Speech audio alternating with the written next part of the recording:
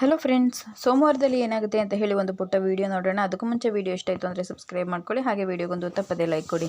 ಮೊದಲಿಗೆ ಮೀನಾ ಮತ್ತು ಸೂರ್ಯ ಇಬ್ಬರು ಕೂಡ ಕಾರಲ್ಲಿ ಬರ್ತಾ ಇರ್ತಾರೆ. ಆಗ ರೀ, ನೀವಿವತ್ತು ಆ ಥರ ಎಲ್ಲ ಮಾಡಬಾರ್ದಾಗಿತ್ತು, ಏನಮ್ಮ ಹೇಳ್ತಾ ಇದೆಯಾ, ತಪ್ಪು ನಂದ ಅವ್ರದಾ ಅಂತ ಹೇಳಿದಾಗ, ಅಲ್ಲ ರೀ, ನೀವು ಅಷ್ಟೊತ್ತವರೆಗೂ ಫಂಕ್ಷನಲ್ಲಿ ಸೈಲೆಂಟಾಗಿ ಇದ್ದಿದ್ರಲ್ಲ, ಅದನ್ನ ನೋಡಿ ನಂಗೆ ತುಂಬ ಖುಷಿಯಾಗಿತ್ತು. ಆದರೆ ಸಡನ್ನಾಗಿ ಹೀಗೆಲ್ಲ ಮಾಡಿದ್ದು, ಅಲ್ಲಮ್ಮ ನೀನು ಯಾಕೆ ನಿನ್ನ ಬಂದು ಕಳ್ಳಿ ಅಂತ ಅಂದಾಗ ನೀನು ಸುಮ್ಮನೆ ಇರಲಿಲ್ಲ ಅಂತ ಹೇಳ್ತಾರೆ. ಆಗ ಏನು ಮಾತಾಡದೆ ಸುಮ್ಮನೆ ನಿಂತಿರ್ತಾಳೆ.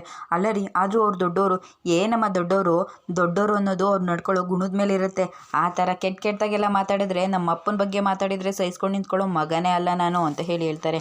ಆದರೂ ಅಂತ ಹೇಳಿದಾಗ, ನೋಡು ಮೀನಾ, ಅಪರಾಧಿಯಾಗಿ ನಿಂತ್ಕೋಬೋದು ಕಣೆ, ಆದರೆ ಮಾಡದೇ ಇರೋ ತಪ್ಪಿಗೆ ಅಪವಾದ ಹೊತ್ಕೊಂಡು ನಿಂತ್ಕೊಳ್ಳೋದಿದೆಯಲ್ಲ, ಅದು ತುಂಬ ಕಷ್ಟ. ನಾನು ಅದನ್ನೆಲ್ಲ ತುಂಬ ಅನುಭವಿಸ್ಬಿಟ್ಟಿದ್ದೀನಿ ಮೀನಾ, ಅದಕ್ಕೆ ನಿನ್ಗೆ ಆ ಪರಿಸ್ಥಿತಿ ಬರಬಾರ್ದು ಅಂತ ಹಾಗೆಲ್ಲ ಮಾಡಿದ್ದು ಅಂತ ಹೇಳ್ತಾಳೆ. ಮೀನಾ ಬೇಜಾರು ಮಾಡ್ಕೊಂಡು ನಿಂತಿರ್ತಾಳೆ.